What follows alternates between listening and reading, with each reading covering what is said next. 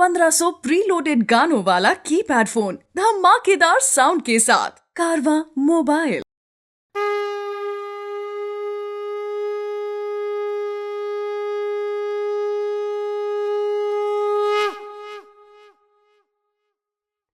Hare Krishna Krishna Krishna Hare Hare, Hare Ram Ram Ram Hare Hare.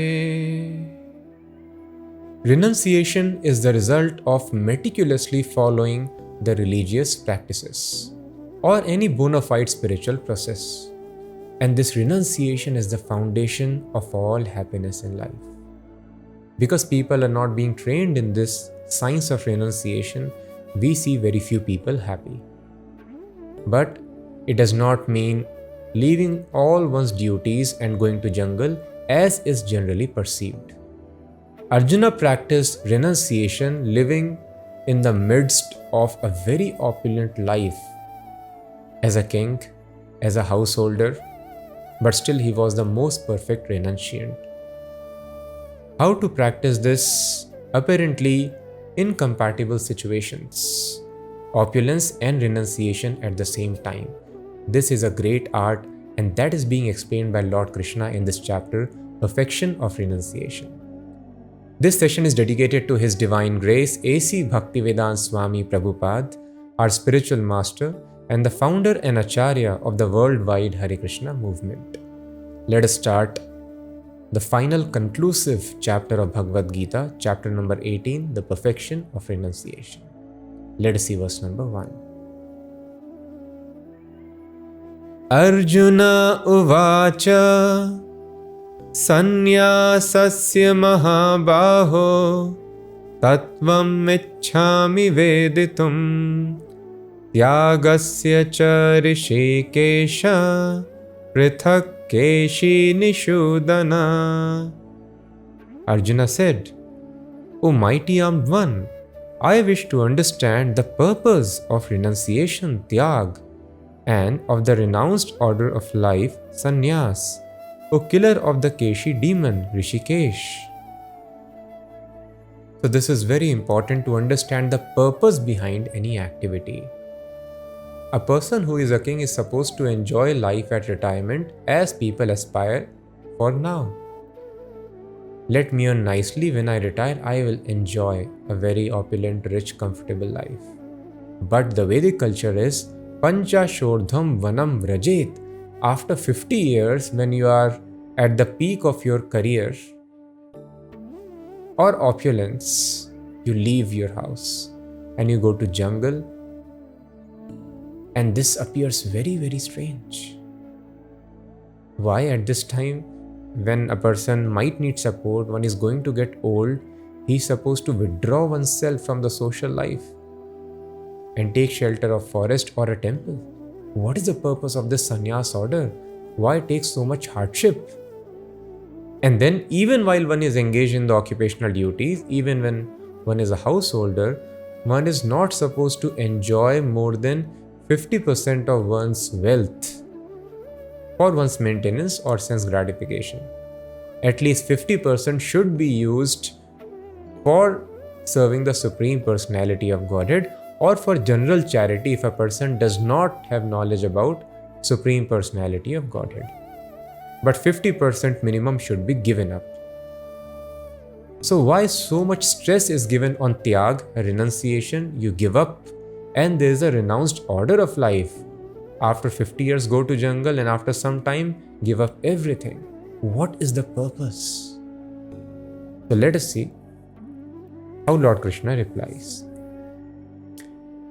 Shri Bhagavanu Vacha Kamyanam Karmanam Nyasam Sannyasam Kavayo Viduhu Sarva Karma Phalatyagam Prahustyagam Vichakshana. The Supreme Lord said, to give up the results of all activities is called renunciation, tyag, by the wise, and that state is called the renounced order of life, sannyas, by the great learned men. So the point which is to be noted is Krishna is not telling giving up activities is called renunciation. Krishna is telling to give up the results of all activities. That is called renunciation. Activity is not to be given up, which was Arjuna's misconception. Let's see how Krishna explains further. Tyajyam doshavad ityeke karma prahur manishinaha yagya dana tapah karma natyajyam iti chapare.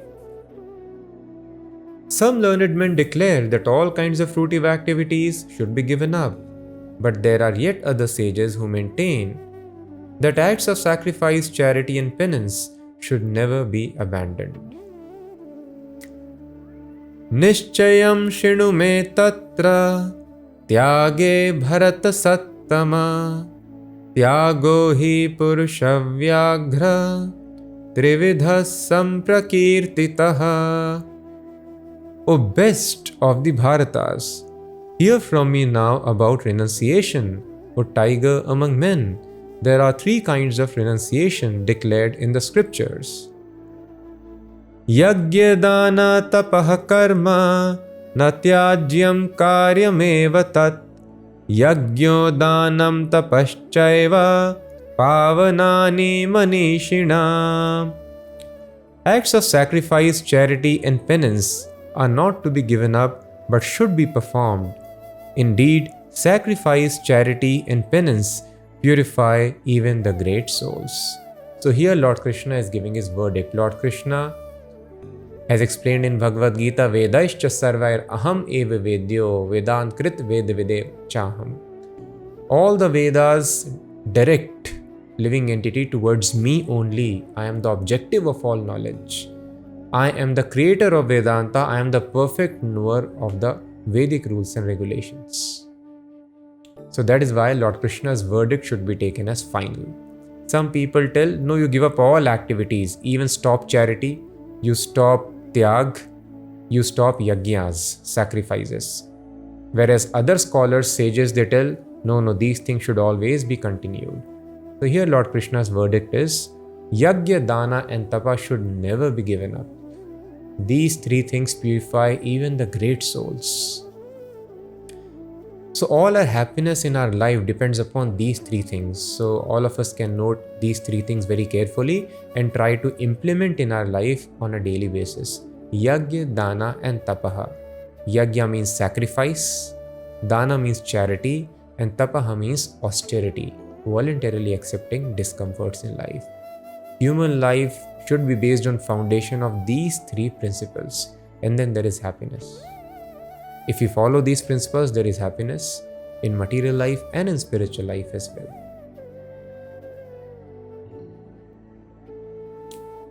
Etanyapi tu karmani sangam tyaktva falani cha kartavyani me partha nishchitam matamuttamam. All these activities should be performed without any expectation of result. They should be performed as a matter of duty, O son of Pritha. That is my final opinion. So these activities are performed for two benefits, material and spiritual. So Krishna is telling these activities should not be performed for any result. Sangam tyaktva falani cha. One should abandon all attachment to the results because the results should be given up. Then it is yoga. If you want to enjoy the results, then it is bhoga. Bhoga means enjoyment and yoga means communion with the Supreme Personality of Godhead. So bhoga, material enjoyments, gives immediate happiness and long-term misery because you are trapped in this body of repeated birth and death. And yoga, communion with Supreme Personality of Godhead, gives us liberation, permanent life of happiness and enjoyment. If I am engaged in these activities, if I am doing yajna so that I can get elevation to heavenly planets, I can get opulence, wealth, then that is not right. If I am doing tapasya, austerity, so that I can get mystical powers, then that is not right. If I am doing charity, understanding that as per the laws of nature, all this wealth will come back to me many times over, If I give to qualified people, brahmanas and devotees, so I am doing charity, this should not be the purpose. The purpose should be to purify one's existence, to eliminate rajas and tamas from the body and keep pure sattva guna, shuddha sattva guna in the heart. So with this end, all these activities become spiritual. So activity should not be given up, it should be spiritualized by abandoning all attachment to the results. Niyatasya tu sannyasah karmano nopapadyate mohatasya parityagas tamasav prarikirtitaha. Prescribed duties should never be renounced. If by illusion one gives up his prescribed duties, such renunciation is said to be in the mode of ignorance. Dukkham ityeva yat karma kaya klesha bhayatyajet sakritva rajasam tyagam naivatyaga phalam labhet. Anyone who gives up prescribed duties as troublesome or out of fear is said to be in the mode of passion. Such action never leads to the elevation of renunciation. Karyamityeva yat karma niyatam kriyate arjuna sangam tyaktva phalam chaiva satyagas satviko mataha. But he who performs his prescribed duty only because it ought to be done and renounces all attachment to the fruit, his renunciation is of the nature of goodness, O Arjuna. Giving of one's activities is not always glorious. So here Krishna describes three kinds of renunciation. In goodness, passion and ignorance, Sattvaguna, Rajaguna and Tamaguna. Sometimes a person may fear when people come in Krishna consciousness, they are new, they are understanding this philosophy, how materialistic results, opulences, recognition, relations, they don't satisfy the soul. So people tell, why bother so much about working in the office, factory, business? Let us give up and settle in Vrindavan, Jagannath Puri, Mayapur, some holy place, or in or around a temple. And let us serve Krishna nicely, chant his name and worship him all day. But such renunciation, if the foundation is, oh, my activities are full of trouble, so I need to give up, then that is in the mode of passion. It leads to misery. It should not be done. Some people, they give up duties out of illusion. They do not know what is done, what is not to be done, simply they give up. Such ignorance is not allowed. Renunciation is allowed only in the mode of goodness when it is done in perfect knowledge. So anybody who is working in factory very nicely and offering the results to Krishna, they are the best renunciants, as it will be explained now by Lord Krishna. So one should not give up the activities thinking it is troublesome or out of fear. Oh, I am dealing with so many materialists, I will get entangled in the laws of karma. No, that is not fact. If anybody is working in a factory only for the Krishna and is offering the results to Krishna, then such a person is not associating either with the factory or with the workers of the factory. Such a person is in constant association with Krishna. There is no difference between Krishna and his service. So such a person always feels the presence of Lord in all one's activities throughout the day. And such a person, even though he might not be wearing the dress of a sannyasi, but one can have the consciousness of a sannyasi, because one is not willing to enjoy the results but offer the results to Krishna. So all those hardships, they become tapasya in the service of Krishna. So this is very, very important point. One should not be willing to seek a comfortable life. A comfortable life has not brought any spiritual advancement. Tapasya is required. So one should not give up the duties out of fear, or I'll get materially attached, materially entangled. No attachment will come if I am always acting under the direction of the spiritual master for the satisfaction of Krishna and I am offering the results to Krishna. Such activity is very glorious and it is real renunciation. Nadveshti akushalam karma kushale nanushajjate tyagi sattva samavishto medhavi chinna sanshayah. Those who are situated in the mode of goodness, who neither hate inauspicious work nor are attached to auspicious work, have no doubts about work. The typical example is Arjuna. When he was ordered to kill, even though killing is inauspicious activity, he did not hate it because that was the order of Krishna. Similarly, Prahlad Maharaj, following the instructions of one's father is very auspicious activity, but he was not attached to that auspicious activity. When father told do not worship Krishna, he left the auspicious activity of following father, which gives you a lot of material advantages and comforts. But he was not keeping such attachment, and he continued worshipping, glorifying Krishna. Because a devotee understands auspiciousness, inauspiciousness, ultimately it is designed to take a living entity to the lotus feet of Krishna. And if I am engaged in the service of Krishna, I should not worry about anything else. So thus a devotee has no doubt what work should be done, what should not be done, because he is only acting for the pleasure of Krishna.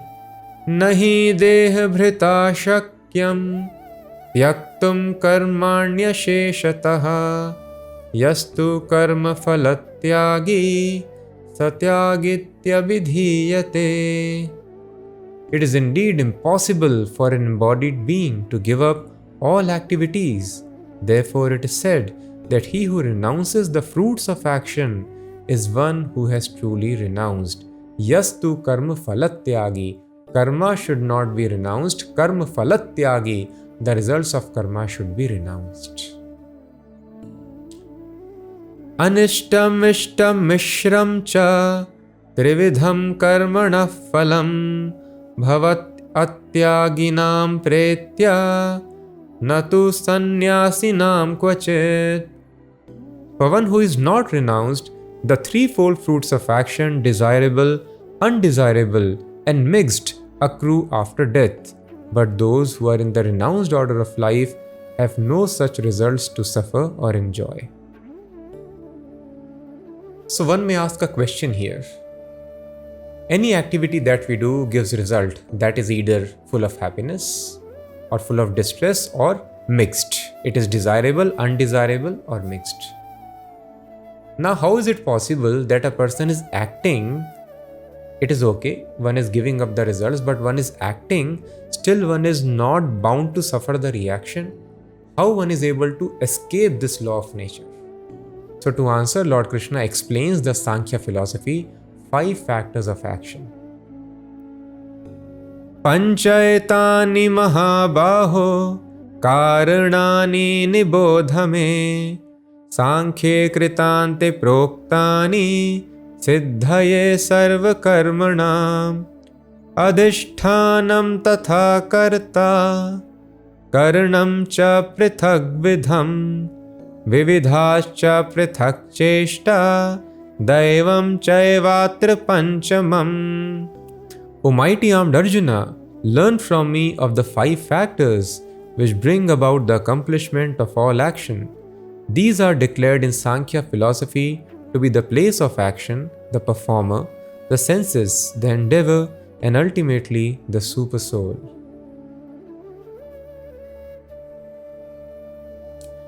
Sharirvang manobhiryat karma prarabhate naraha nyayam va viparitam va panchayate tasya hetavaha. Whatever right or wrong action a man performs by body, mind, or speech is caused by these 5 factors. So the current philosophy is you work very hard and you will attain all success. This is completely wrong, as explained by Lord Krishna here. Work or endeavor is called cheshta. It is one of the 5 factors in bringing about any action or success in any action. Which are these 5 factors? They are karta, karanam, adhishthanam, cheshta, and devam. What is karta? Karta means doer. 2 people are doing the activities, both have different skills and abilities, different output will come. Even though efforts are same and other situations are all the same. It depends upon karta, the doer. Second is karanam. Karanam means instrument. If you tell a soldier to fight with a broomstick, he will lose the fight. You have to give him good instrument, a nice gun. Or if a sportsman is there, a batsman is there, you give him a stump to bat with, he will not be able to do it. He might be the best batsman of the world. So proper instrument is also important. Third is adhishthanam, which means the place of action. You are very expert salesman. You have all the background technical knowledge as well. But if you are doing business, gold business in a poverty-stricken area, you will not get any profit. So choosing proper place of action is also important. Then of course, cheshta means endeavor. Nai suptasya singasya pravishanti mukhe mrigaha. Tiger doer is capable.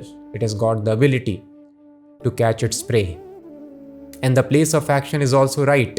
He is in the jungle, so many animals are there who can be captured. And tiger has got nice instruments also. He has got nice teeth, canines. He has got very sharp claws by which he can hunt the animals. But if cheshta is not there, tiger thinks, let me sleep in my den, rabbit will come and enter in my mouth. That is not going to happen. So work is also one of the factors. That is called cheshta. But it does not mean let me keep on putting cheshta unlimitedly and I can attain whatever I want. No, because there is a fifth factor which is called providence or devam. It is a sanction of the super soul who is seated within one's heart. Not a blade of grass moves without the Lord's sanction. And Lord sanctions as per one's desire and what a person deserves as per one's karma. Because we are eternal. We are doing this karma activities for a very long time. If I am bound to suffer because of past actions, then how much ever hard I may work, I cannot escape that suffering. And if I have some enjoyment, that also is governed by my karma. I cannot get more enjoyment than that. This is called providence. One may work very hard, but if one is not destined to enjoy more, destiny will not allow. One may work very hard to come out of suffering, but if destiny does not allow us to come out of suffering, we have to suffer. Thus this devam, sanction of super soul, is most important and powerful factor. So Supreme Soul, seated in the heart, has got two functions, Anumanta and Upadrishta. So the Super Soul seated within the heart has got two functions, Upadrishta and Anumanta, witness and the sanctioner. But in the case of devotees, Lord Rishikesh, the master of senses, also acts as director of the senses. He takes charge of the devotee, controls the senses of the devotees. And because the devotee's mind and body act under perfect direction of Krishna, the devotee is not responsible to enjoy or suffer the resultant material reactions. Thus what he gets is spiritual reaction and he is aloof. Thus he is always in a liberated state.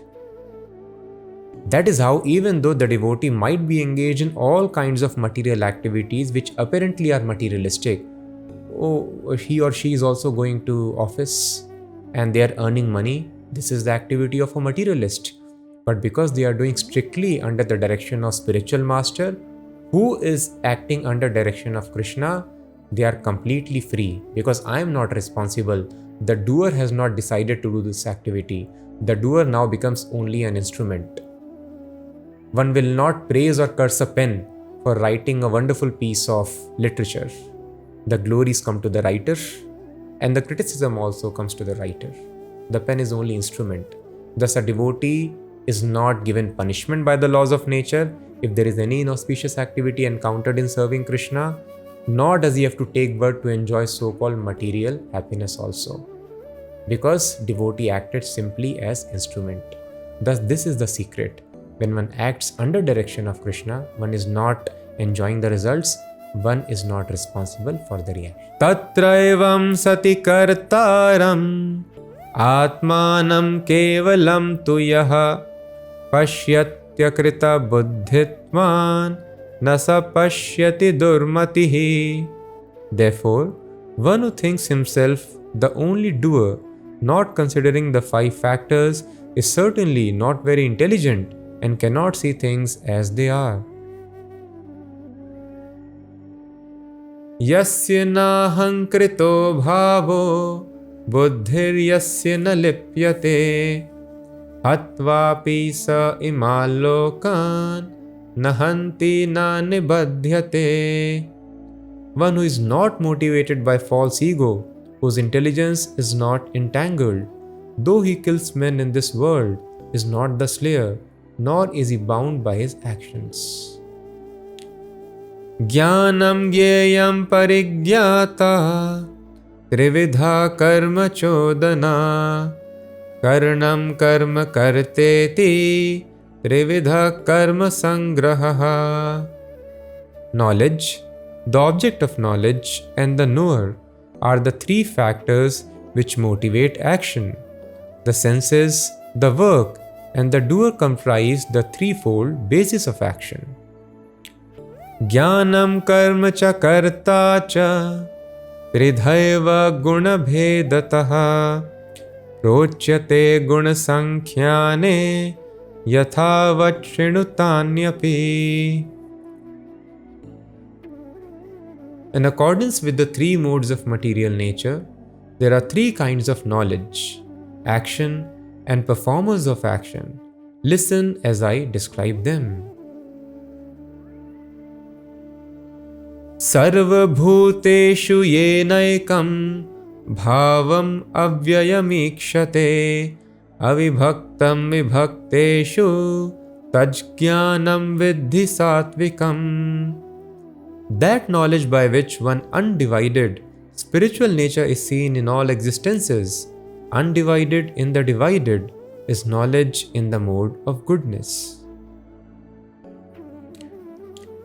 Prithakttvena tu yajjnanam nana bhavan prithak vidhan veti sarveshu bhuteshu tajjnanam viddhi rajasam.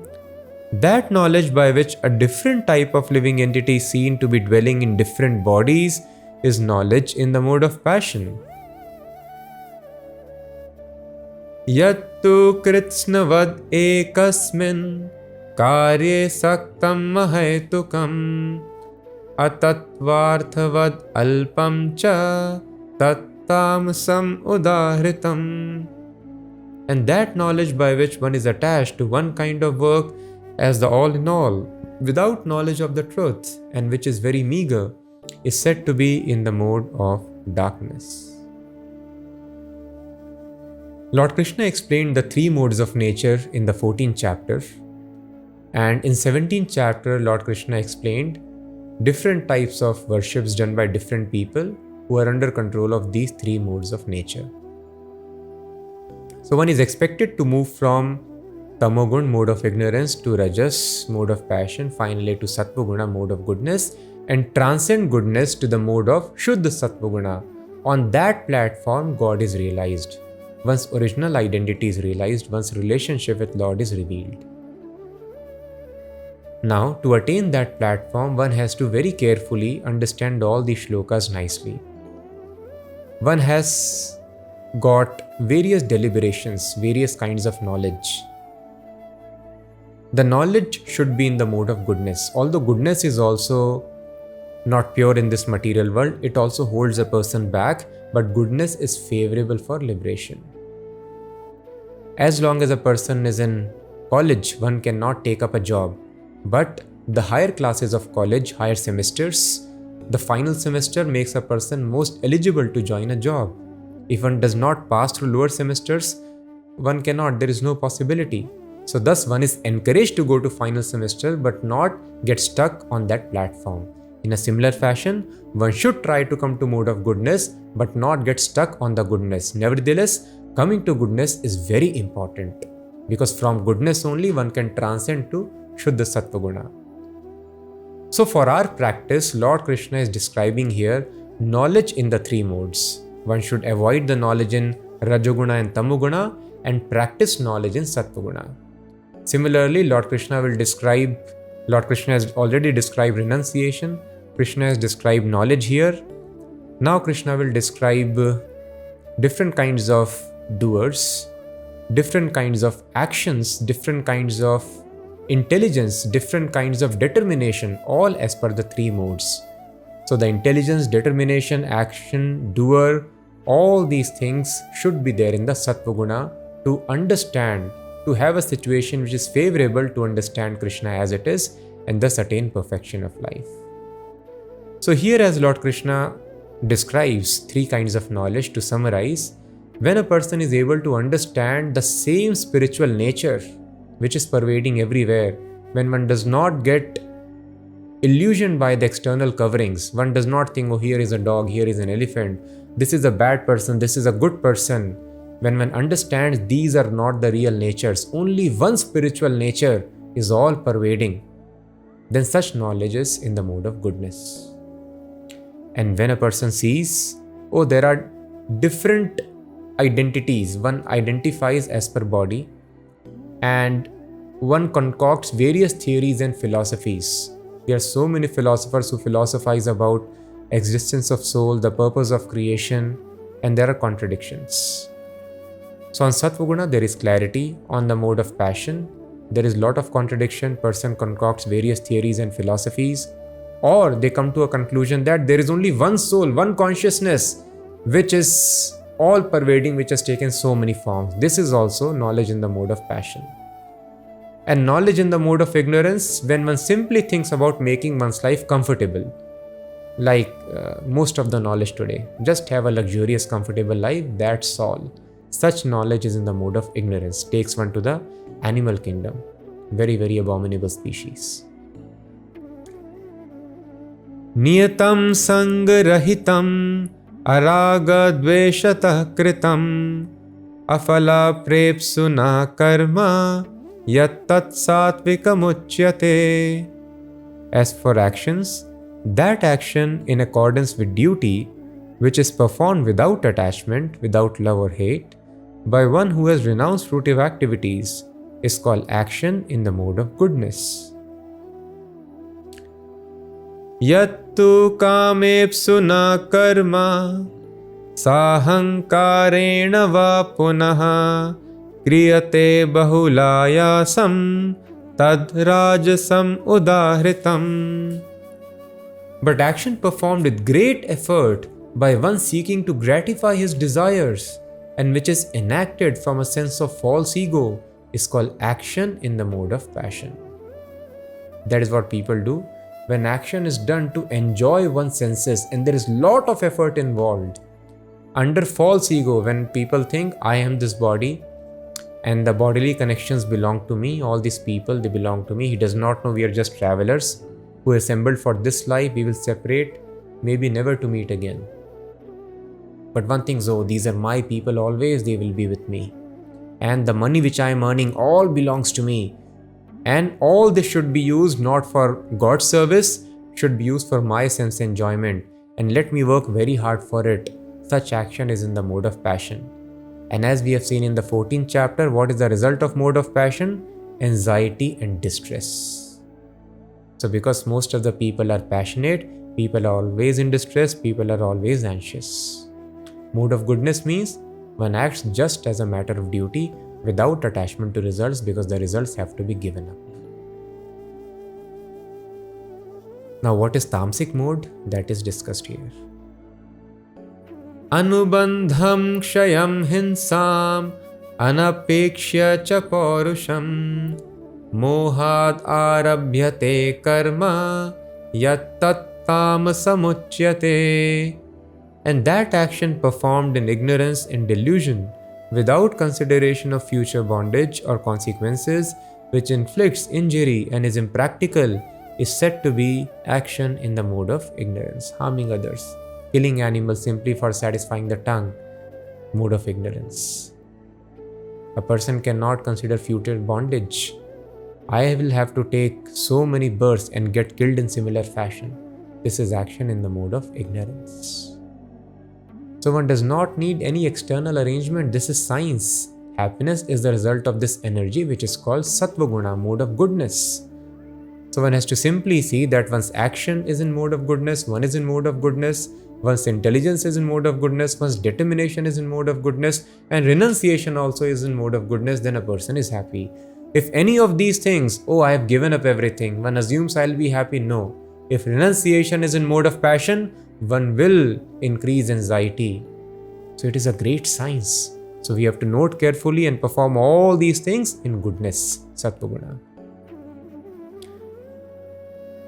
Mukta sango naham vadi dhrityutsaha samanvitaha siddhya siddhyor nirvikaraha karta satvika uchyate.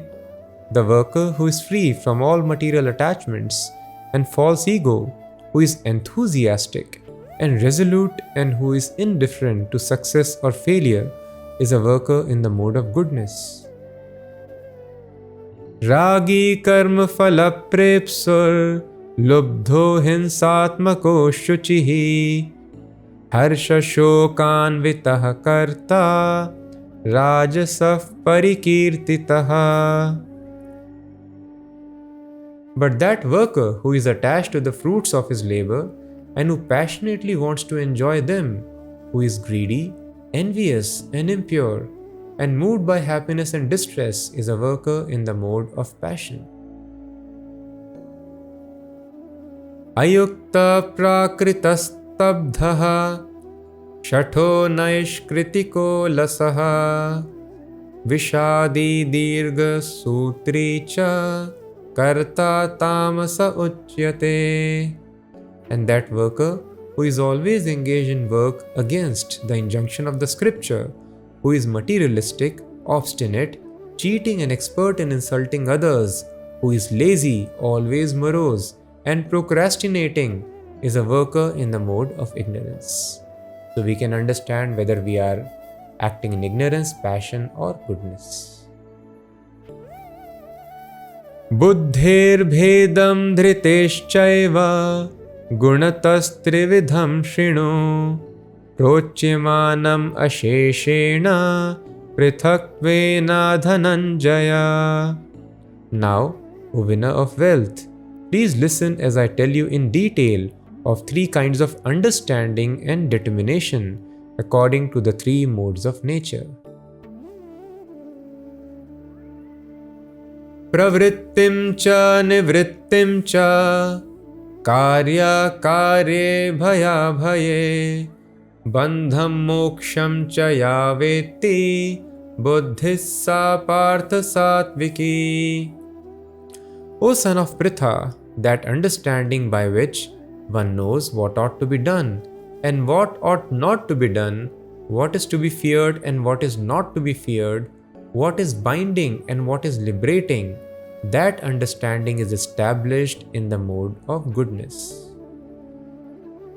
Yaya dharmam adharmam cha karyameva cha ayathavat prajanati buddhissa partha rajasi.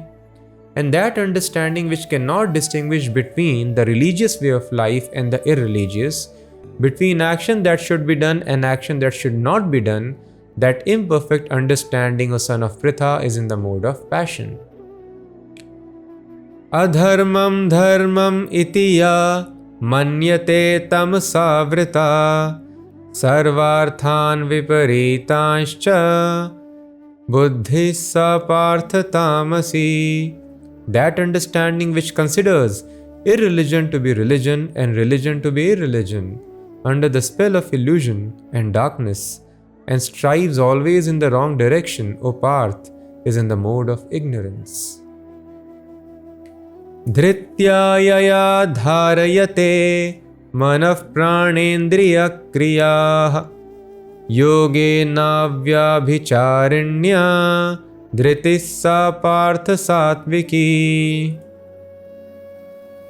O son of Pritha, that determination which is unbreakable, which is sustained with steadfastness by yoga practice and thus controls the mind, life and the acts of senses, is in the mode of goodness. Yaya tu dharma kamarthan Dhritya dharayate Arjuna prasangena phalankankshi dhritissa partha rajasi.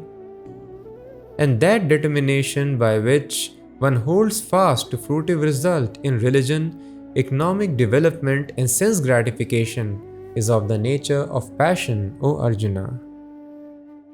Yaya swapnam bhayam shokam vishadam madameva cha na vimunchati durmedha dhritissa partha tamasi.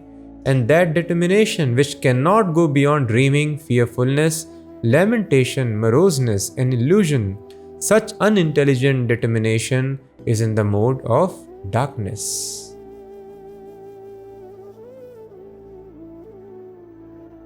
So, just determination is not sufficient. One should be determined in the mode of goodness. Now, very important, happiness is also in three modes. Sometimes we think, oh, let me just become happy. No. Happiness also should be enjoyed in the mode of goodness to actually have real sustainable happiness. Sukham tvidanim trividham Shrinu me bharatarshava abhyasadramate yatra dukhantam cha nigacchati yattadagre vishamiva pariname mritopamam tatsukham satvikam proktam atma buddhif prasadajam. O best of the Bharatas, now please hear from me about the three kinds of happiness which the conditioned soul enjoys and by which he sometimes comes to the end of all distress. That which in the beginning may be just like poison, but at the end is just like nectar, and which awakens one to self-realization, is said to be happiness in the mode of goodness. When we have to follow the spiritual rules and regulations, it could be troublesome. First of all, getting up early in the morning, much before sunrise, and taking cold water bath, and reading the scriptures, and chanting, trying to focus on each and every word, every mantra for a long time could be little troublesome. Eating certain kind of foodstuffs which are only offered to Krishna could be little troublesome. Offering one's money, one can think, oh, let me enjoy immediately, could be troublesome. So all these rules and regulations could be troublesome, and in the beginning may be just like poison. Oh, it is so troublesome, let me enjoy, mind will tell. But if a person tries to follow, the end result is nectar. And if a person is successfully able to execute, it opens the door to liberation, permanent happiness, and one begins to enjoy the spiritual happiness and of all material distress. So such kind of sattvic happiness can be like poison in the beginning. So many rules and regulations can be suffocating at times. But nevertheless, we have to understand, even in ordinary course of activities, even if a person needs to earn money for a long time, 20-25 years, one has to work very hard. If that time one wants to enjoy, then future is very bleak and dark. So one needs to understand, I am following the instructions of God, even though it could be tough. No intoxication, no meat eating, no illicit sex could be tough, no gambling. It could be difficult to control my senses in the beginning, but let me follow, because these are the instructions given by God. How one can suffer when one follows the God? More so when everyone who has been following this path, they are so happy and blissful, not at all concerned with any of the distresses of this world. So with this patience, we should try to follow this happiness, which can be poison in the beginning, but the end result is nectar. Vishayendriya sanyogat yattadagre mritopamam pariname vishamiva tatsukham rajasam smritam. That happiness which is derived from contact of the senses with their objects, and which appears like nectar at first, but poison at the end, is said to be of the nature of passion. When a young man and woman are attracted to each other, they feel like seeing each other, talking to each other, touching each other and enjoying sexual pleasure. But the end result of such pleasure is so much of misery as we see in the world. There is separation, there is divorce, there is sorrow, there are so many suicides, depression, and whatnot. Sometimes even killings. This is the result of happiness enjoyed in the mode of passion. I think I will live happily ever after, and there is misery ever after. So one does not know this basic science. There are different kinds of happiness. Any kind of happiness which one gets by sense enjoyment, it appears like nectar in the beginning. Oh, this is so full of bliss. But the end result is poison. And what is happiness in the mode of ignorance? Let us see now. Yadagre chanubandhe cha sukham mohanamaatmanaha nidralasya pramadotham tattamasam udahritam. And that happiness which is blind to self-realization, which is delusion from beginning to end, and which arises from sleep, laziness and illusion, is said to be of the nature of ignorance. Let me sleep, laziness. Why a person is lazy? He feels some enjoyment, some happiness in being lazy.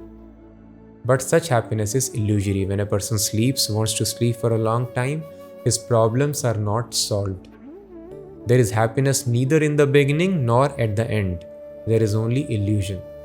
For a person in mode of passion, there is some ephemeral happiness in the beginning, but for a tamasic person, ignorant person, there is no happiness anywhere. He lives in illusion. Natadasti prithivyam va divi deveshu va punaha sattvam prakriti jair muktam yadebhisyatribhir gunai. There is no being existing either here or among the demigods in the higher planetary systems which is freed from the three modes of material nature.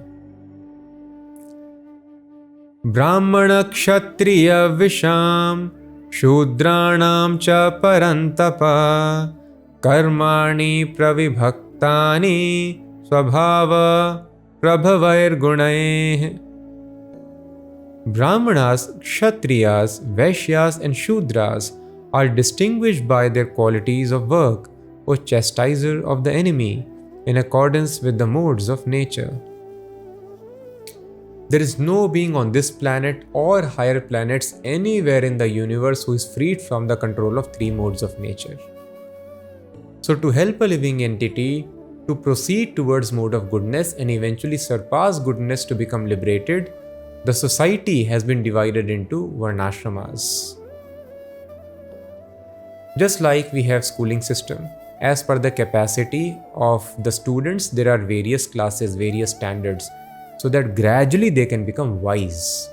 Similarly, in order to bring the real wisdom of Supreme Personality of Godhead, wisdom can only come when a person is in Sattva-guna. This very nice classification of society is done, as Lord Krishna mentions here, as Brahmana, Kshatriya, Vaishya and Shudra. Those people who are in goodness, they are meant to be doing the duties of Brahmana.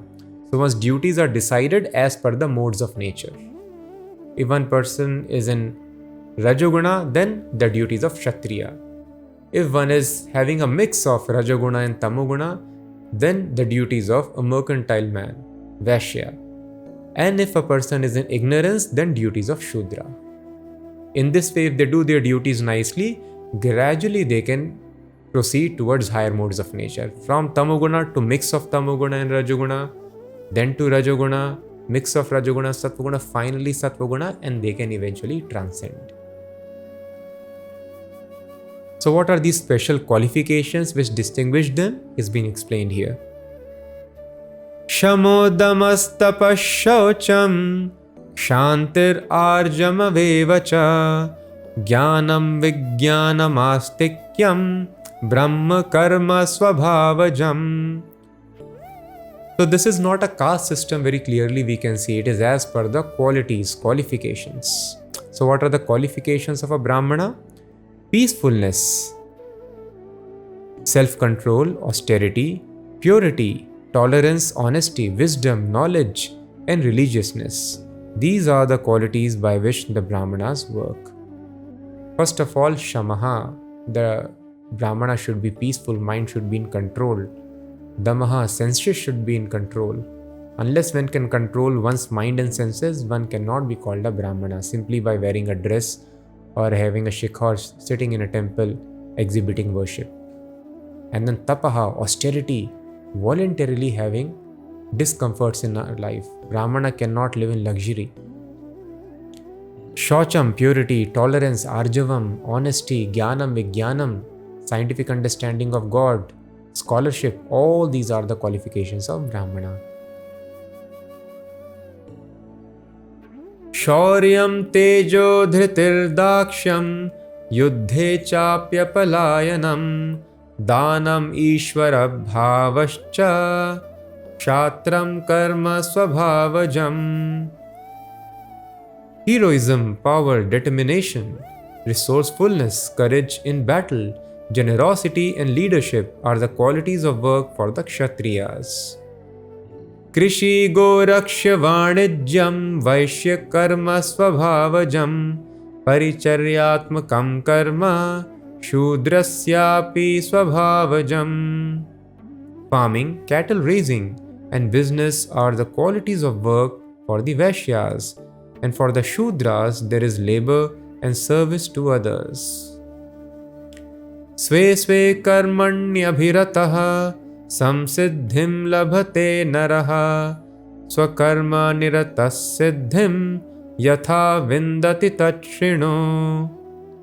By following his qualities of work, every man can become perfect. Now please hear from me how this can be done. Now this great secret is being revealed by Lord Krishna. One need not wait for a gradual shift of duties. In ordinary Varnashrama system, Shudra, if he does the duties very nicely, gradually he can become Vaishya, he can become Kshatriya, and after a long time one may become Brahmana. But this very scientific procedure Lord Krishna describes, in which there is no need to change one's occupation and one can make one's life perfect. So the human society does not know, is it possible? Usually we think, I have to change my job, change the way I work. So this job cannot make me rich. I have to become a businessman to become rich. And unless I become rich, I cannot actually be called a perfect man. So in this way, people are trying to do some activity which might not be favorable for them. The academicians are trying to have their own startups. They are no more interested in research. They want to make money. They think now the society thinks money is all in all. So everybody is there into one kind of activity. But Krishna is telling no. And sometimes it leads to frustration. Because my orientation is to do research. But in research there is no money. And there is a lot of confusion. So Krishna is telling no. Everyone can make one's life perfect. Whether a person is Shudra doing menial jobs, or a person is Brahmana, a priest, a philosopher, or one is a Kshatriya, administrator, politician. It does not matter where you are. Our minds and bodies are designed to work in a certain way. Let it work in that way. But if one follows the instructions of Lord Krishna as described here, one need not wait for gradual progression. In one's own situation, in the respective modes of nature, one can make one's life perfect. Perfect means attain freedom from birth, death, old age and disease, get full knowledge, happiness and eternal life. How this is possible, Krishna explains. Yatav pravrittir bhutanam yena sarvam idam tatam swakarmana tam abhyarcha siddhim vindati manavaha. By worship of the Lord, who is the source of all beings and who is all pervading, man can in the performance of his own duty attain perfection. So the secret is swakarmana tam abhyarcha, worshipping the Supreme Lord by the results of one's activities. One can attain the Supreme, makes one's life perfect.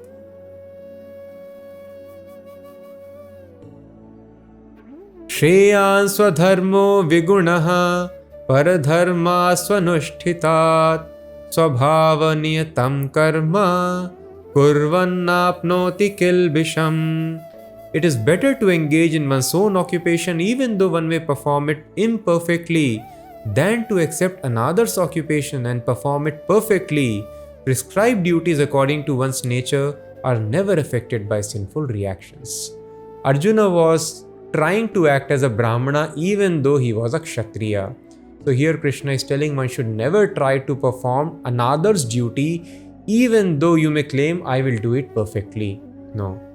These duties for respective people are designed in a scientific way for purification of the heart. So purification of heart is very important. Just like for different maladies, different diseases, there are different medicines. Similarly, to purify a person who is tamasic, different rules and regulations are mentioned. That is why different worships are recommended. Different Puranas are there. For tamasic people, there are tamasic Puranas. For Rajasic people, Rajasic Puranas. Sattvic people, Sattvic Puranas. For pure devotees, Shrimad Bhagwatam. In this way, different literatures are there meant for different category of people. All the books are important. But if a child who is going to kindergarten moves around with a book of algebra, oh, this is also ABC and 1, 2, 3. One can never learn even basic ABC or 1, 2, 3.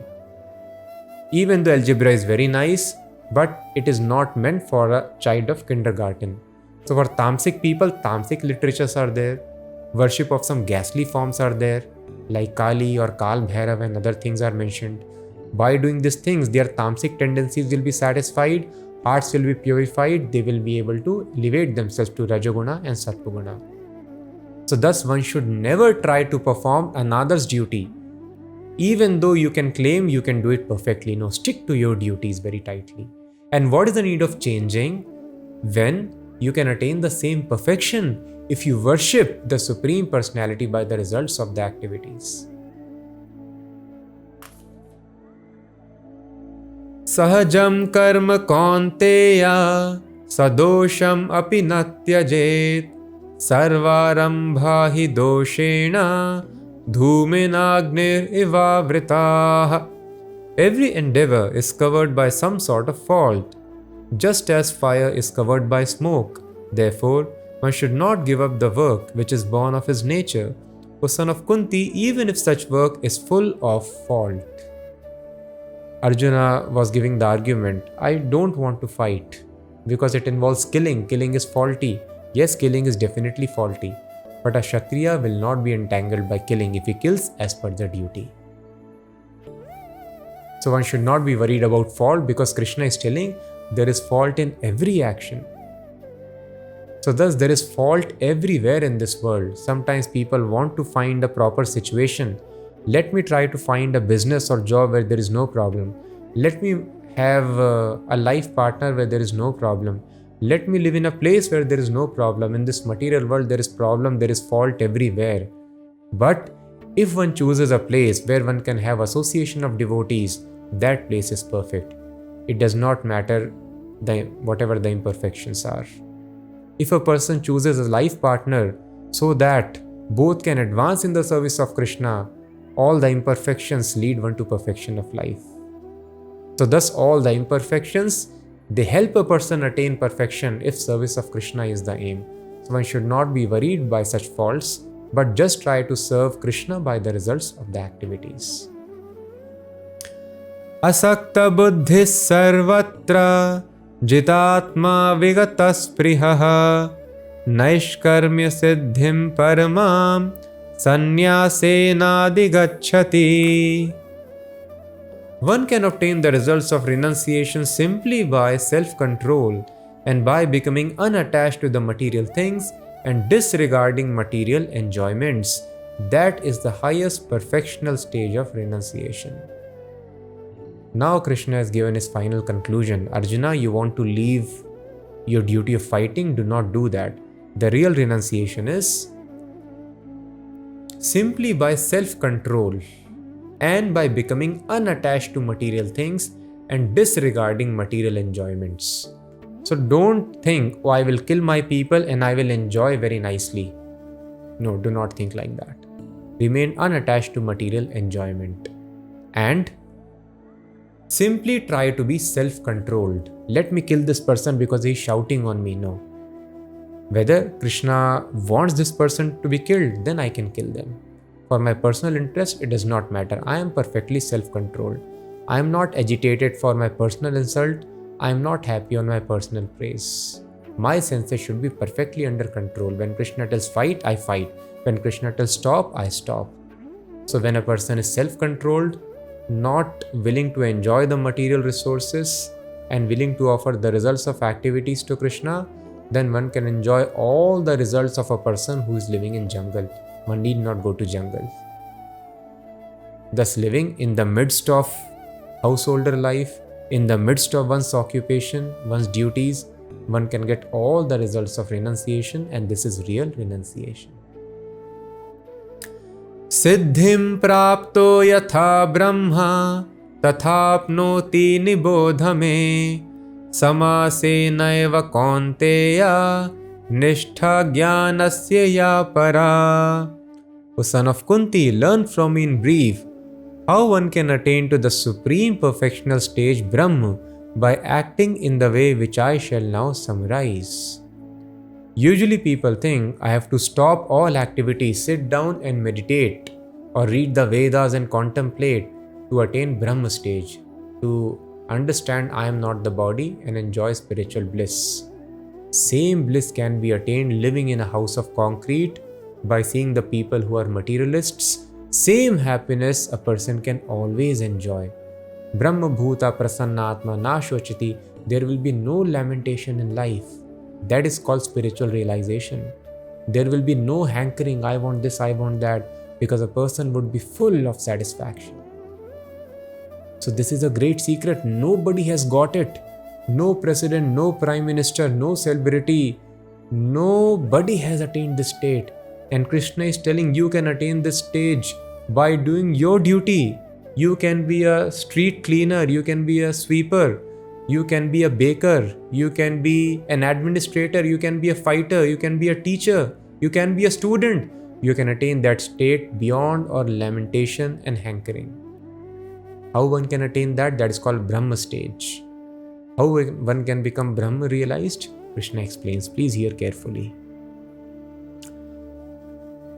Buddhya vishuddhaya yukto dhrityatmanam niyamya cha shabdadin vishayanstyakva ragadveshau vyudasya cha vivikta sevi lagbhashi yatva kaya manasaha dhyana yoga paro nityam vairagyam samupashritaha ahankaram balam darpam kamam krodham parigraham vimuchya nirmamashanto brahma bhuyaya kalpate. Being purified by his intelligence and controlling the mind with determination, giving up the objects of sense gratification, being freed from attachment and hatred, one who lives in a secluded place, who eats little and who controls the body and the tongue, is always in trance and is detached, who is without false ego, false strength, false pride, lust, anger, and who does not accept material things. Such a person is certainly elevated to the position of self-realization. Brahma bhutah prasannatma na shochati na kankshati samas sarveshu bhuteshu mad bhaktim labhate param. One who is thus transcendentally situated at once realizes the supreme Brahman. He never laments nor desires to have anything. He is equally disposed to every living entity. In that state, he attains pure devotional service to me.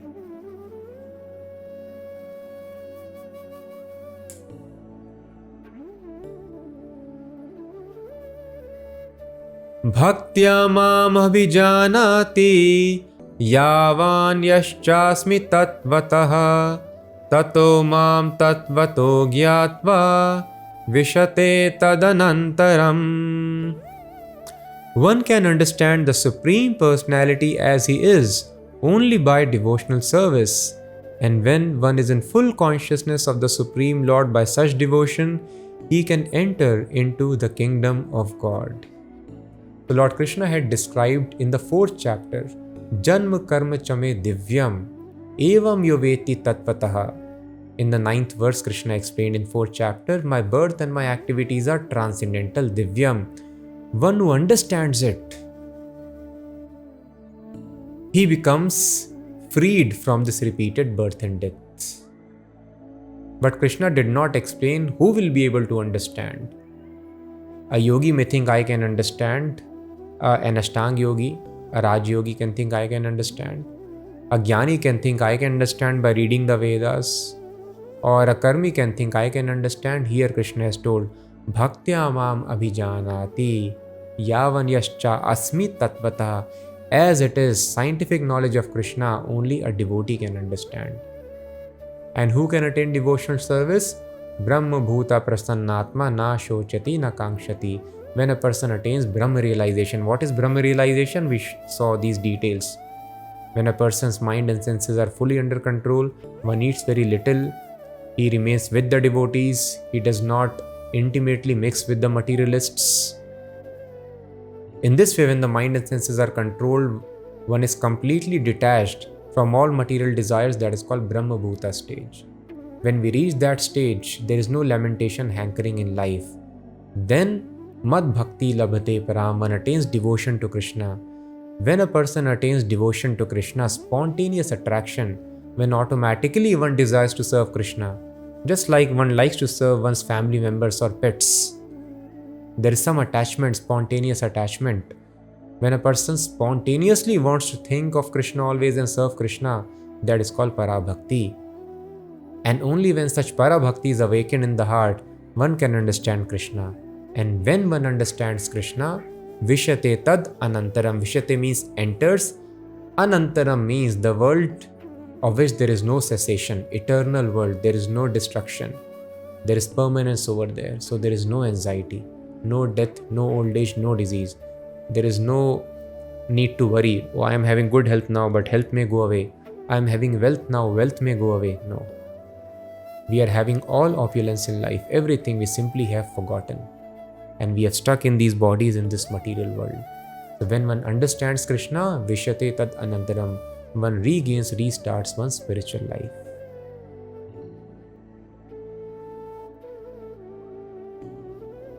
Sarva karmanyapi sada kurvano madvyapashrayaha mat prasadadavapnoti shashvatam padamavyayam. Though engaged in all kinds of activities, my devotee under my protection reaches the eternal and imperishable abode by my grace. Shashvatam Padam. Again Krishna has mentioned Shashvad Pad. There is a position which is eternal. There is no loss of happiness. There is no loss of knowledge. There is no loss of strength. There is no loss of opulence. Shashvadam, permanent position of happiness, life and knowledge. That a person attains, a devotee attains by my mercy, my grace. Although one is engaged in all kinds of activities. So Arjuna, do not leave your activity of fighting to attain the end of liberation. You will attain the stage of liberation, permanent liberation, life on the Vaikuntha planets by my mercy, my grace. But this position can be attained only by the devotees. Bhaktya, Krishna has mentioned. So there should be no doubt that anybody apart from Bhakta, an Ashtang yogi, a Dhyan yogi, a Karma yogi or a Gyan yogi can attain that position. It is not possible. That position is reserved only for Bhakta, as Krishna has mentioned here. Bhaktya mam abhijanati. Chetasa sarva karmani mai sanyasya matparaha buddhi yogam upashritya macchitta satatam bhava. In all activities, just depend on me and work always under my protection. In such devotional service, be fully conscious of me. So here Krishna is telling, Chetasa, by intelligence, sarva karmani mai sanyasa. Give up your activities unto me, work under my protection. My protection means strictly execute what I tell you to do, then you will be protected by me, because I am responsible for all your actions. Laws of nature will not touch you. I will save you from material energy. For this, Mai Sanyasya, all the activity should be given up unto me. Just you should act under my direction. Mat Paraha, and I should be the ultimate goal of all the actions. Buddhi Yogam Upashritya, Lord Krishna mentioned in 2nd chapter Buddhi Yoga. Buddhi Yoga means acting in consciousness of Krishna. That Krishna has engaged me in this duty, and the results of this work should be given to Krishna. He is supreme proprietor. This is called Buddhi Yoga. So take shelter of Buddhi Yoga and work in this consciousness. And then Macchitta Satatam Bhava. While you are doing this work, one should always think of Krishna, that this duty has been given to me by Krishna. So one should work for Krishna, strictly under the direction of Krishna. One may ask, how can I have direction of Krishna? Arjuna was fortunate. No, that is why spiritual master is given. And the spiritual master also sets up an institution. So strictly following the instructions of spiritual master, all the institutions set up by the spiritual master, it means strictly following the instructions of Krishna. Just like if one is strictly following the instructions of king, the soldier follows his immediate commander. That means following the instruction of the king. So following Krishna means it does not matter if one is not able to talk to Krishna directly. If one is able to satisfy one's immediate spiritual authority, then that is obeying the instructions of Krishna. This is called Mai Sanyasya, doing all the activities strictly as per directions of Krishna. In this way, a person becomes Brahma Bhuta. This is a great secret. Anyway, we are giving up the results of activity. We are giving up the results of activity now, either for our personal enjoyment, or for the enjoyment of family members, or some pets that we keep around us, or some philanthropy. So yes, it is necessary to keep the body and soul together, but all the money should not be spent on such frivolous enjoyment. Body and soul should be kept together, but at least half of one's wealth, if it is spent for Krishna, then such a mode of action elevates one to the stage of Brahma Bhuta Prasannatma, to the stage of liberation. This is a great secret. And on the stage of liberation, person is always joyful, full of bliss. Macchitta sarva durgani mat prasada tarishyasi atha chetvam ahankaran nashroshyasi vinangshyasi. Now Krishna is giving a great guarantee which nobody can give. What is that guarantee? We all have various impediments, troubles in life. Nobody can tell you, follow me and all troubles you can pass. A chartered accountant can tell, financial troubles I will help you to sail through. I will try, sometimes they also fail. Lawyer may help us to sail through some legal struggles, although there is no perfect guarantee. A doctor can help us sail through physical struggles, psychiatrist mental struggles. But nobody can tell you, follow me and I will sail you through all the struggles that Krishna is telling. And what secret Krishna is telling here? Macchittaha. If you become conscious of me, you will pass over all the obstacles of conditional life by my grace. If, however, you do not work in such consciousness but act through false ego, not hearing me, you will be lost. So great promise, great guarantee and great warning is also given. Krishna is telling Macchittaha, if you become conscious of me. Sarva Durgani, Krishna is not telling Alpa Durgani, some Durgani. No, Sarva Durgani. All the obstacles you can pass if you simply become conscious of me. Becoming conscious of Krishna means becoming conscious of Krishna's name, Krishna's form, Krishna's signs, Krishna's position. And in this way, when a person is always knowing one's eternal relationship with Krishna, always thinking of Krishna, trying to satisfy Krishna, then all the obstacles of conditional life are passed by Krishna's grace. And if one does not listen to God, one does not follow user manual, these wonderful instructions, then Krishna is telling Vinangshyasi, you will be lost, you will be destroyed. Just like in this world, there are so many laws. If a person does not take help of a lawyer, one will be lost in setting up his business. If a person does not take help, advice of a doctor, One cannot cure himself. So many diseases, problems, maladies are there. So just like we consult a doctor, we consult a lawyer, in order to become overall happy in our life, one should consult Krishna or his bona fide representative, a pure devotee spiritual master. And then when we become conscious of this, Krishna consciousness is the result of all the Vedic knowledge. If we become conscious of Krishna, we can cross over all the Durgani, all the obstacles of life. And if we are not conscious of Krishna, then we are lost. Yadahankaramashritya nayotsya iti manyase mityaisha vyavasayaste prakritistvam niyokshyati. If you do not act according to my direction and do not fight, then you will be falsely directed. By your nature, you will have to be engaged in warfare. So Krishna told, your nature is a fighter. If you do not fight now, later, material nature will engage you in fight. But that will not be under my direction, that will lead to bondage. Swabhavajena kaunteya nibaddhasvena karmana kartum nechasi anmohat karishyasya vashopitat. Under illusion, you are now declining to act according to my direction, but compelled by your own nature, you will act all the same, O son of Kunti. Ishvara sarva bhutanam riddeshe arjuna tishthati Brahmayan sarva bhutani yantrarudhani mayaya. The Supreme Lord is situated in everyone's heart, O Arjuna, and is directing the wanderings of all living entities who are seated as on a machine made of the material energy. So Krishna tells this body is yantra, this body is a machine made of mayaya, illusory energy which makes you feel that you are this machine. And we cannot control this machine. So many actions are going on. The food that we eat, how it transforms into energy, we do not know. Any damage in the body is there, it is already healed. How does it happen? We do not know. Reproduction, how does it happen? We do not know. Body temperature, how is it being maintained? We do not know.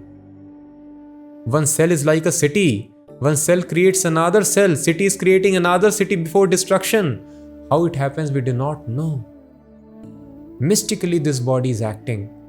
All this is happening because of the presence of Paramatma, Ishvara, the Supreme Controller who is seated in the heart. As per our desires, He is a loving Father. He is guiding us. Okay, you want to become the richest person of the planet? He guides us. Now you do yajna, you do tapasya, you do sacrifice. And in this way, you will be able to become rich in next life or whenever it is possible. And then in next life, Krishna tells, now you desired to become rich. Now in this life also you continue this activity. In this way, He is always guiding us like a father. He gives instructions through His representative or in Bhagavad Gita what kind of happiness he should aspire for. But still if we insist for wrong happiness, Krishna guides. He is so loving and kind. So Brahmayan Sarva Bhutani, living entities wanting among various species. And Krishna from the heart is guiding. Tameva Sharanam Gaccha Sarva Bhavena Bharata Tat Prasadat Param Shantim Sthanam Prapsyasi Shashvatam. O scion of Bharat, surrender unto Him utterly. By His grace you will attain transcendental peace and the supreme and eternal abode. Iti te jnanamakhyatam guhyad guhyataram maya vimrishyay tad asheshena yatechasi tatha kuru. Thus I have explained to you the most confidential of all knowledge. Deliberate on this fully and then do what you wish to do. So Krishna has told, the Supreme Lord is seated in the heart and He is giving all the good counsel, but we keep on rejecting. Krishna begs the living entity from conscience. One's conscience do not indulge in sinful activities. But when one neglects the voice of Krishna in the form of good counsel, conscience, one falls into nefarious activities, sinful activities, and creates suffering. So one should listen to Krishna in the heart. The same instructions Krishna comes, incarnates here millennium after millennium. So Krishna is telling one should surrender unto the Lord of the heart. In this way you will be happy. And if one doesn't listen to Krishna, then Vinakshasi, one is destroyed. But still here Krishna is telling, I have explained to you the most confidential of all knowledge. Deliberate on it fully and then whatever you wish you do. Krishna always gives the freedom. I have told you what is right, what is wrong, what is happiness in mode of goodness. Initially it will be poisonous. Later it will lead to great happiness. Sense enjoyment. Initially it will be nectar. Later it will make your life poison. Otherwise you can choose to remain in illusion, intoxicated or sleepy or lazy. Krishna describes very carefully all these things, what will lead you to happiness. But still, yate chasi, ultimately it is your desire. So some people tell, why Vedas are so dogmatic? No, it is not dogmatic. Freedom is given. There is nothing imposed. And further, it is not blind faith that a person has to resort to. Krishna is using the word, please note, Vimrishya etat asheshena. Vimrishya means think about it, not think and decide immediately. Asheshena, completely deliberate upon it. Think completely about it, whatever we have discussed, and then whatever you wish you do. So thus, the Vedic knowledge is not dogma, it is not forceful, but if a person takes advantage, one is benefited eternally. Sarvaguhyatamam bhuyah Shrinu me paramam vachaha Ishtosi me dridamiti Tato vakshyami te hitam. Because you are my very dear friend, I am speaking to you the most confidential part of knowledge. Hear this from me, for it is for your benefit.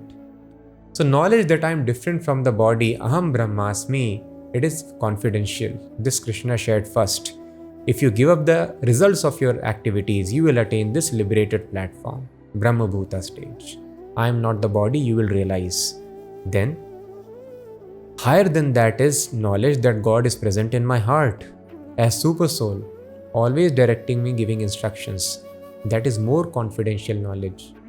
Now Krishna is giving most confidential knowledge, Sarva Guhya Tamam Bhuyaha. There is no greater secret than this knowledge. Krishna has explained about acting without attachment, about cultivating knowledge, about pious and impious activities, about various forms of yoga. Now Krishna is giving topmost knowledge, which Krishna explained in the 9th chapter at the end. Now again Krishna is repeating the same verse. So every verse of Bhagavad Gita is very important, but the most confidential knowledge is so important because it is the crux of entire Bhagavad Gita. Krishna has repeated it twice. Now Krishna is telling, please hear carefully, Sarva Guhyatamam. Understanding I am not the body is confidential. God is seated in the heart is more confidential, but this is most confidential. What is this knowledge? Manmana bhava madbhakto madhyaji mam namaskuru mame vaishyasi satyam te pratijane priyosi me.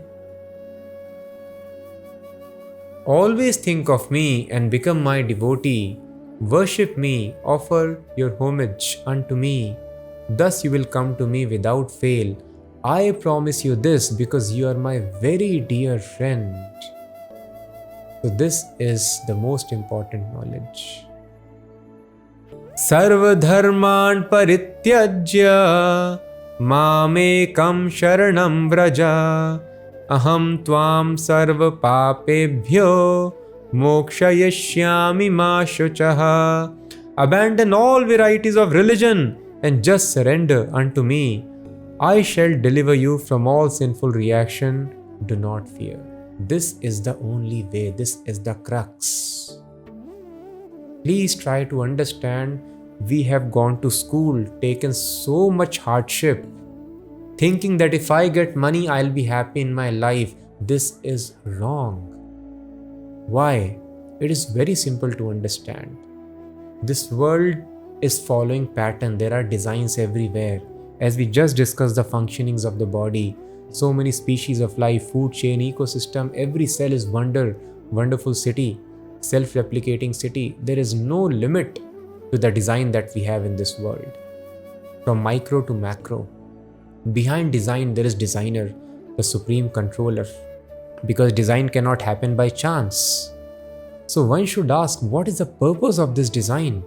Every design, every product has got a use, every system has got an ultimate objective to be achieved. What is the I'll repeat. Every system has got certain objective to be achieved. What is the objective of this entire creation? And the design also necessitates a supreme designer. So everything is under his control. So if we are suffering, we are his children only. Why he will make us suffer?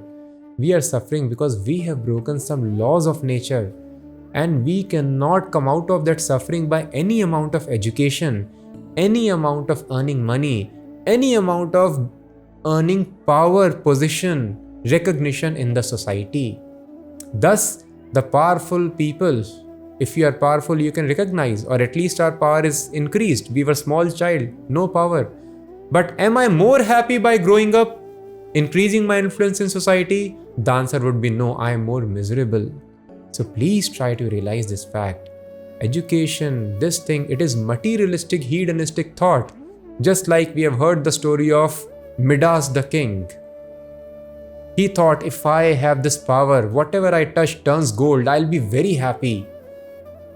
And then poor king, the fruit he's touching, any edibles he's touching, they're turning into gold. He cannot eat gold. Finally, his daughter came to embrace him. Daughter became gold. And then he thought, what have I desired in life? This is happening with all of us. In our limited sight, we are not knowing what is for our benefit. So please try to understand, we suffer because we break the laws of nature in the past. That's it and nothing else. Instruments could be very many. I could be suffering because of the bad governance, bad systems, could be because of my family members, could be because of my subordinates, could be because of my superiors, could be because of bad weather, diseases, anything XYZ. But nothing happens by chance because everything is under control of God. This ignorance of God has put living entities, human beings, into so much of distress. And ignorance, we are trying to get relief of the instrument of suffering. The thief is trying to kill the policeman because the policeman arrests me every time. Will the thief be able to save himself from arrest? No, greater force will come, more punishment will be given. Thief thinks, let me kill the advocate. He argues against me and I have to go to jail. Let me kill the advocate. Let me give the judge. He writes sentence against me, imprisoned for certain time. He will be more implicated. In this way, without knowing the absolute truth, ultimate cause of my suffering, I try to remove the immediate cause and I become more implicated and simply increase my suffering. So everyone knows suffering is increasing in one's individual life and at the macro level, at the world level also. But nobody knows why it is happening. It is happening because we inquire relative truths. We don't know absolute truth, the ultimate cause of suffering, and that has to be removed. And the ultimate cause of suffering is forgetfulness of God. Our natural relationship is a very strong, loving service of God. When we forget that, ultimately we all need love in life. As one of the richest person of the planet has recently told, success is not measured by how much money you have. It is how much love you get in life. Everybody knows this. But love in this world does not satisfy. That is why half of the marriages fail on paper. Other half, they fail individually, they don't reveal in public. But it fails because Krishna has told this is happiness in the mode of passion. Immediately there is pleasure. For a couple of days or weeks or months or maybe a couple of years maximum, there is some pleasure. Then there is poison, there is embarrassment. Person wants to give away 50% of the wealth. Please leave me alone. And there is divorce and separation. Why? You were not able to live without this person. Why you want to get rid of him or her now? This is called mode of passion. Entire sense enjoyment means nectar in the beginning, poison in the end. Thus, at the end, everybody, they are simply suffering. So please understand this carefully. We are spirit soul. We cannot be satisfied unless I revive my memory, revive my relationship with God. So when, just like in this world, young man and woman, when they are in love with each other, they don't eat, don't sleep, they run away from house, they don't care about parents, society. They are completely satisfied, but that love does not last in this material world, but it is eternal on spiritual platform. So we have to give up the envy of God, because when we forget this relationship with God, now senses demand pleasure. When there is no love between boy and girl, then they cannot give up their material comforts. Then you need entertainment, you need sense enjoyment, you need so many other things. Without love, you need all the demands of the senses to be fulfilled. So when a person forgets Krishna in life, then material senses become active and there is demand. And the senses are so dangerous, the more you satisfy, the more they hanker for. And then a person commits criminal activities. Person is not satisfied by legitimate wife and husband, they have extramarital affairs. Then they are not satisfied with the other relationships also. There is relationship within the family members, that is called incest. Then further a person degrades and starts enjoying such pleasures even with animals. In this way, there is no limit. Then there are other so many crimes in the society. Senses are never satisfied. It is like trying to satisfy your itching propensity by scratching. The more you scratch, if a person is having eczema, that itching increases. This is the nature of senses. The more you give them pleasure, the more they ask for it. They are never satisfied, and a person's life becomes miserable. All this is happening because love of God is missing in one's life. So the senses demand, and then crime, break the crime, and then you suffer, and then you try to remove the immediate cause of suffering by creating more pap in your life, and then in this way the suffering goes on increasing and one's life becomes miserable. So this science needs to be understood by us. Sarv dharman parityajya mam ekam sharanam vraja. Thus, because a person, now one may ask why a person has forgotten God, why this relationship we forgot as spirit souls? Because we became envious. Father is kind, loving, but sometimes the son becomes envious. Oh, I don't want to be controlled by father, I want to go away. But then he realizes I cannot be happy without father. In this manner, the living entity sometimes becomes envious of God. Why I should serve you? Let me become God. God is very kind. He tells, okay, I'll make you God of the material universe. You go there, you rule. You work hard, you do right karma, you become Brahma. You control entire universe. You become as powerful as me. You forget me. But then when a living entity realizes this material world is not satisfying me, even as Brahma, I need to revive my loving relationship with God, then one surrenders to God. But because there is envy, knowledge of God is not given. Why Krishna finally is giving this topmost secret? Simply think of me, man mana, bhav mat bhakto, and not officially. Think of me in loving devotional service. Worship me. Offer your respects to me just like the father teaches the son. Offer respects to me. In this way, loving relationship is established.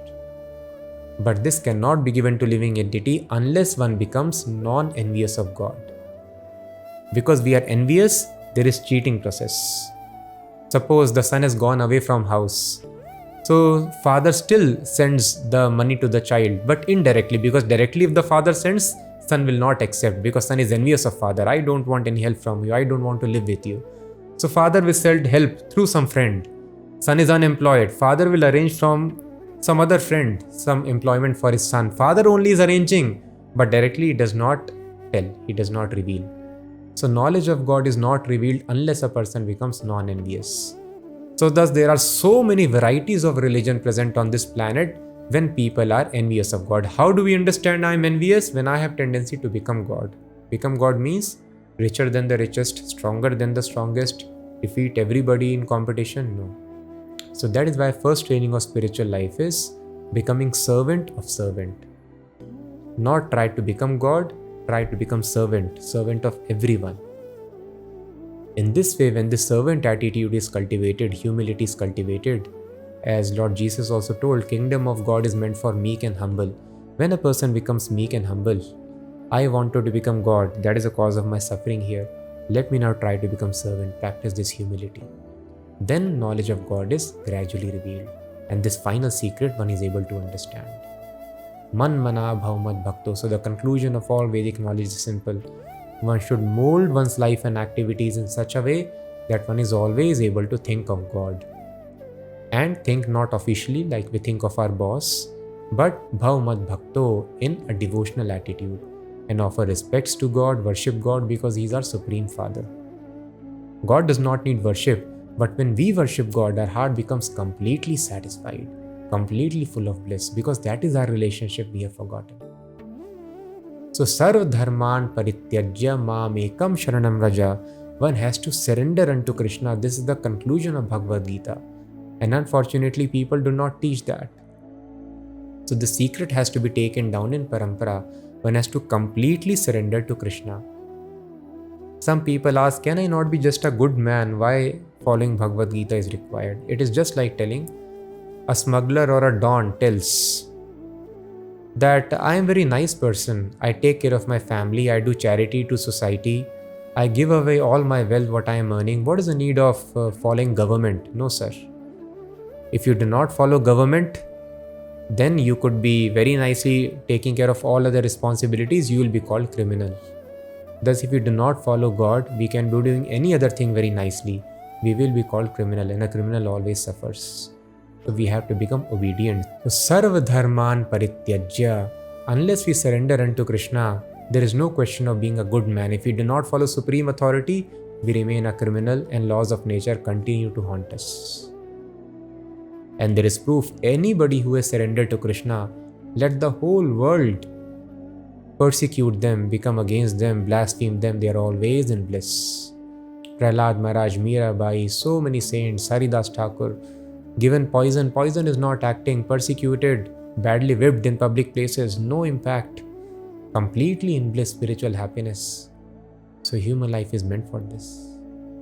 So we have to try to read these instructions carefully, and surrender means completely follow all these instructions with great meticulous details. And then Krishna is telling, Sarva papebhyo mokshayishyami. You are suffering from sinful actions.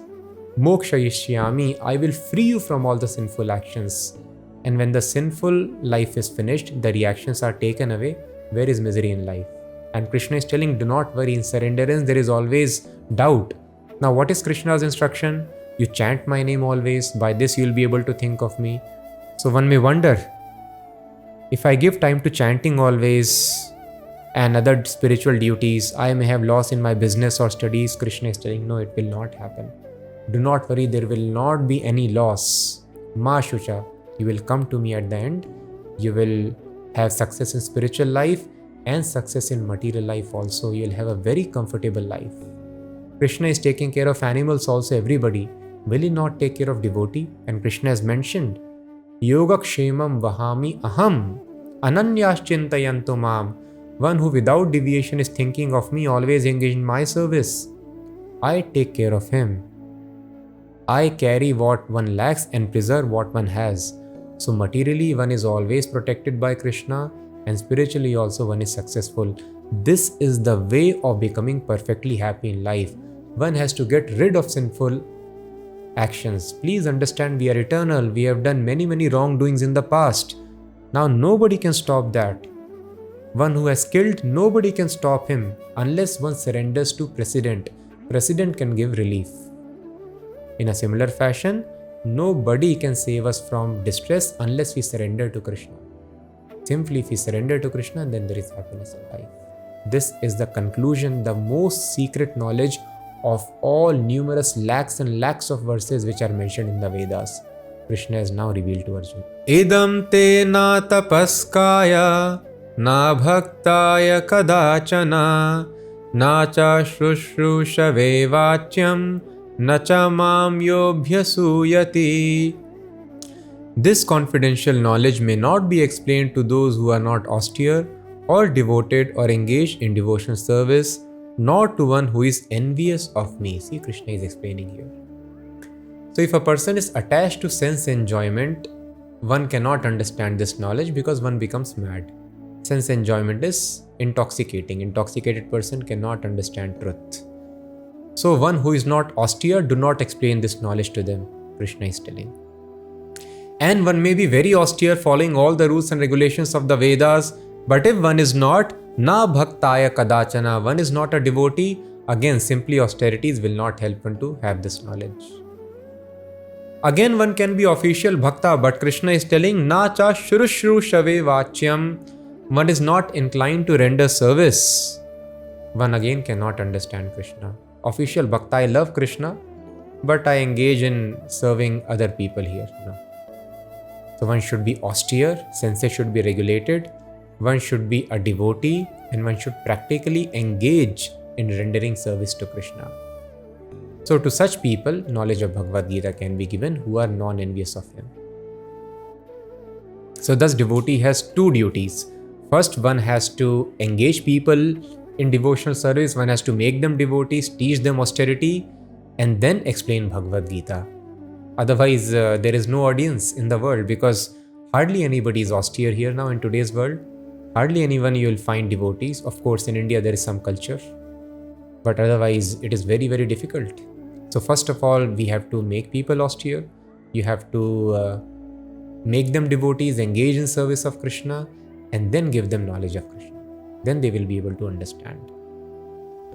Now again, one more very great secret is being revealed here. Krishna has given the topmost knowledge. Now how to attain that platform, that Krishna explains here, the final order, and that is Yaidam paramam guhyam madbhakteshvabhidhasyati bhaktim mai param kritva mame vaishyatya sanshayaha. For one who explains the supreme secret to the devotees, devotional service is guaranteed, and at the end he will come back to me. Nacha tasman manushyeshu kaschin me priyakrittamaha bhavita nacha me tasmad anyaf priyataro bhuvi. There is no servant in this world more dear to me than he, nor will there ever be one more dear. So Krishna has explained now that entire process depends upon his mercy. Mad anugrahat, by my mercy you will be protected. By my mercy all the knowledge will be given to you. Tesham aham samuddharta mrityu sansara sagarat, I am the swift deliverer. So Bhakti Yoga is the topmost process, and the success of Bhakti Yoga depends upon the mercy of Krishna. So one cannot think of Krishna unless Krishna is merciful. One cannot get service of Krishna unless Krishna is merciful. One cannot surrender to Krishna unless Krishna is merciful. Unless Krishna reveals that he is Supreme Lord, unless he gives faith from the heart that Krishna is Supreme Lord, why a person will surrender? So upon whom that mercy will fall, that Krishna is giving here. Nacha tasmad manushyeshu kaschin me priyakrittama. Mercy will fall to a person who is dear to him, and there is no person more dear to Krishna than the one who preaches this knowledge to the devotees. So first we have to make the people devotees, and then we have to preach this knowledge. Such a preacher is most dear to Krishna. Such a preacher makes very quick advancement in spiritual life, and all spiritual knowledge is revealed, and such an advanced devotee never falls down, who is always thinking how to spread this knowledge to others. So thus I request all of you to try to realize the importance of these instructions, implement in our life, become devotees, and then spread this knowledge to others. Only when we actually start spreading this knowledge, we relish the nectar of spiritual life. There is very fast growth. Otherwise also we become dear to Krishna by doing other things for Krishna, but preaching is very, very special and very unique. For a preacher, Krishna is always present to help, to give protection, to give special enthusiasm and direct instruction. Krishna is telling, and in future also, Bhavita nachame tasman, in future nobody will be dearer to me than the preacher of this knowledge. Because people are suffering here only because of lack of ignorance. If any person takes lost son back to the father, father would be so much obliged. Nobody is dearer to him than this person who has brought the lost son back. So thus, everybody here in the material world are lost, forgotten children of Krishna. If this knowledge is given to them, they become very, very dear to him. And if anybody becomes dearer to God, then where is the trouble in life? Adhyeshyate chaya imam dharmyam samvadamavayoh jnana yagyena tenaham ishtasyamiti me matihi. And I declare that he who studies this sacred conversation worships me by his intelligence. Shraddhavananasuyascha shinuyadapi yo naraha sopi mukta shubhan lokan prapnuyat punya karmanam. And one who listens with faith and without envy becomes free from sinful reaction and attains to the planets where the pious dwell. Kachid etat shrutam partha tvaya ekagrena chetasa kachit ajnana sammohaha pranataste dhananjaya.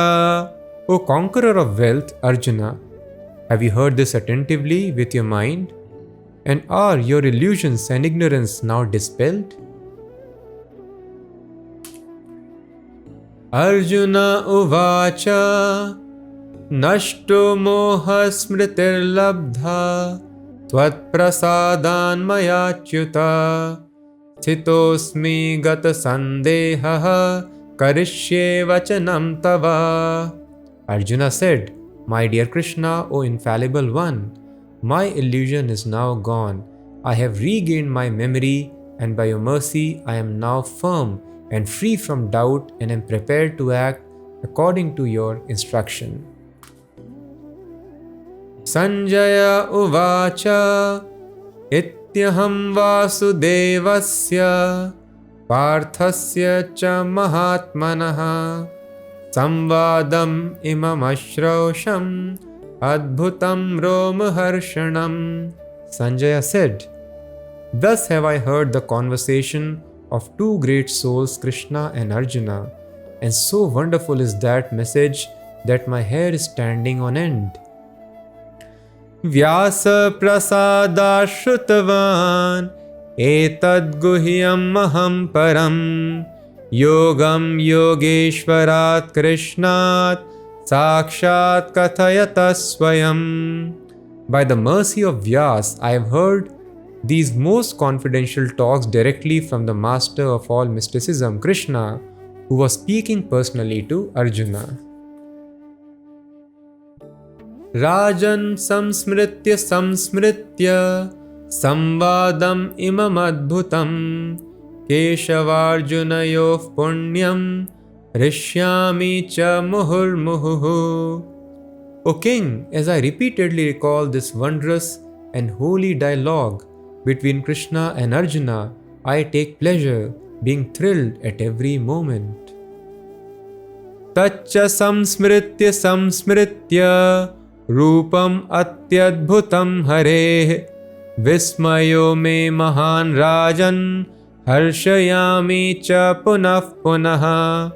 O king, when I remember the wonderful form of Lord Krishna, I am struck with even greater wonder, and I rejoice again and again.